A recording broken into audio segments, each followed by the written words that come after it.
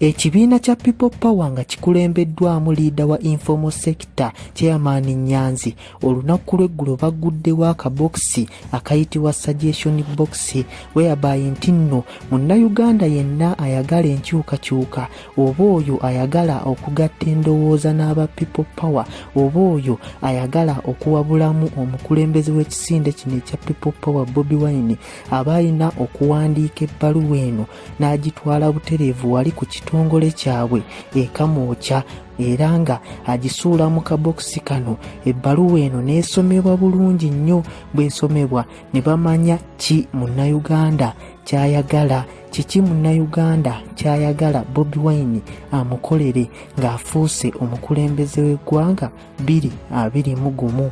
Olutalo nga luwedde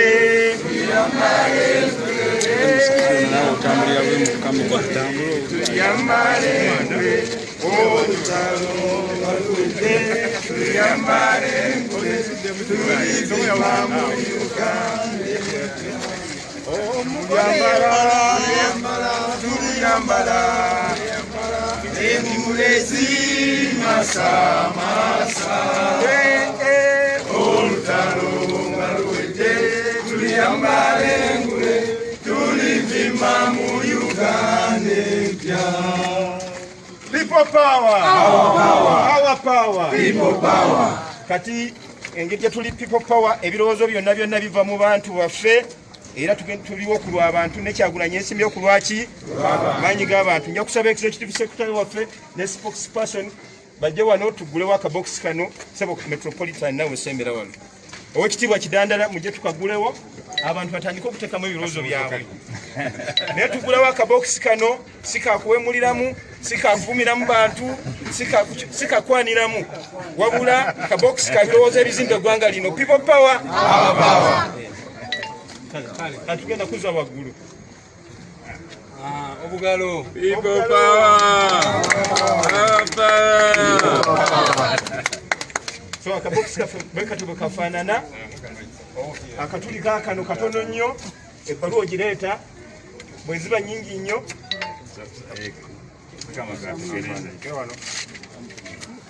yasoseemu n'ekirowoozo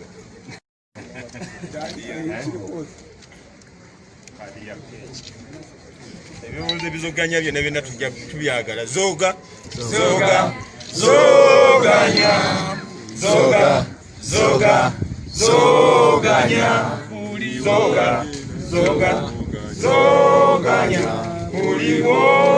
zoganya. Ekirowoozo ekisooka kikyo kigenzeemu atukikubireku mu bugalo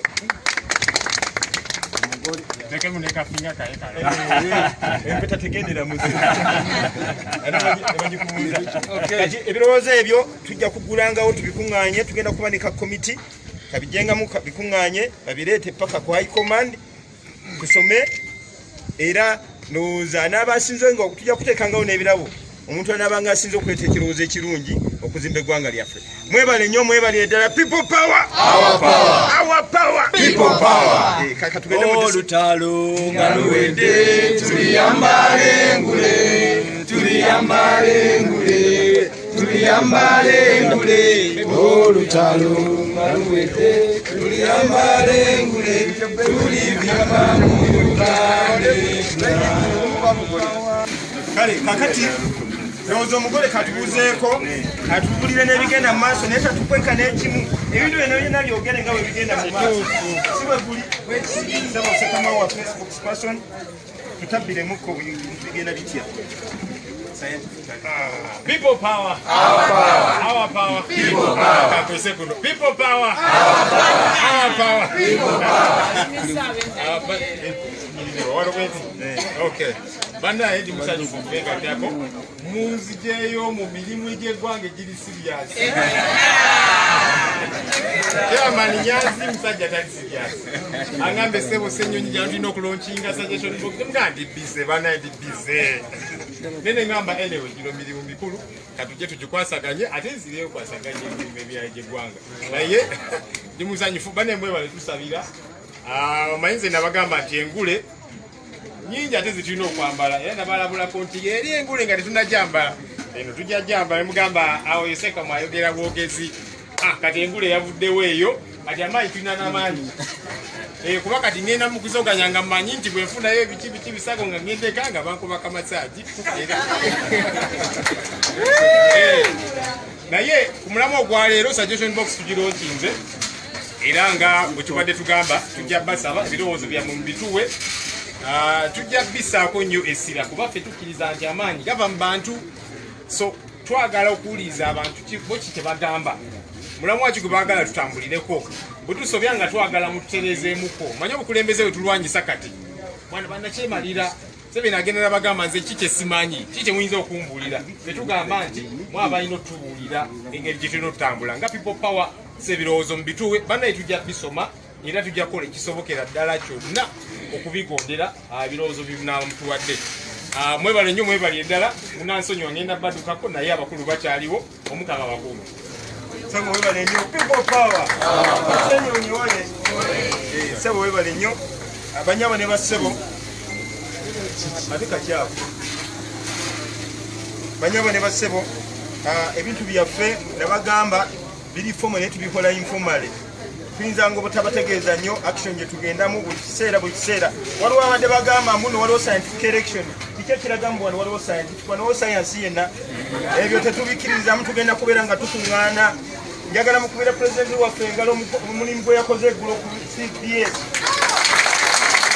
amaanyi nnyo bwetyo tugenda okutambula tugenda kubalaale tugenda kukola processions buli kimu kyonna tugenda kukikola wansi w'enjuba okulaba nga bannayuganda message ekola ki batuukako kati mu kiseera kino sebo kantwale omukisa guno okuyita executive secretary waffe omukulu David Lewis Rubongoya atubuulire ebifaayo kubanga tetuyinza mulinda kujja twamwegayiride atubuulire ebifaayo abantu baffe abawansi baagala okumanya ekigenda mu maaso ku secretariat baagala okumanya position zaffe ku bintu ebibaluma okuli scientific election digital campaigns okuli expression of interest nengeri secretariat engeri gyetambula sebo eddoboozi lyo abantu balirinze naosobo tugambako okusinga tubuulire mu luzungu for communication purposes n'oluganda n'olunyankole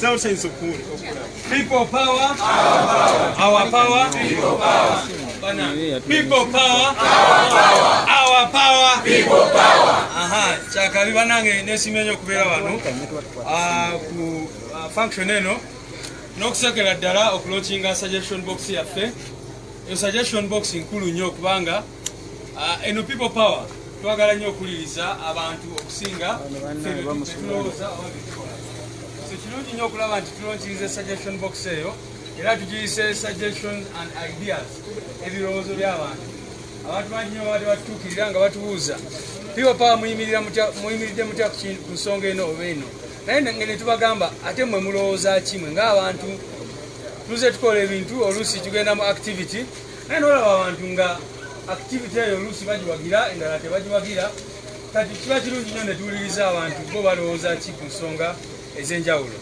amanya gange nze David Lewis Rubongoya era nze executive secretary w'ekisinde kyaffe era mu mbeera enjawulo mukkirize nyanirize omumyuka wange omukulu comrade Aisha Kabanda ye deputy executive secretary ate nga akwasaganya nnyo ebyensimbi olwekyo wannange mulekerawo okunumba katonda mulumba gwe mulumba people power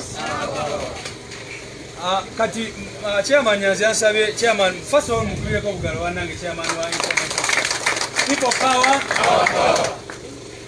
nomukulu muzoga nnyo era yatuyigiriza oluyimba olwa zoga zoga zoganya zoga zoga zoganya zoga zoga zoganya uliwoli zoganya ate naddamu luno kino kyekiseera kyetulina okulwana mu biseera eby'omumaaso tufune emitendere kino kyekiseera kyetulina okulwana mu biseera eby'omumaaso tufune emitendere kino kyekiseera kyetulina okulwana mu biseera eby'omumaaso tufune emitendere People power is our power.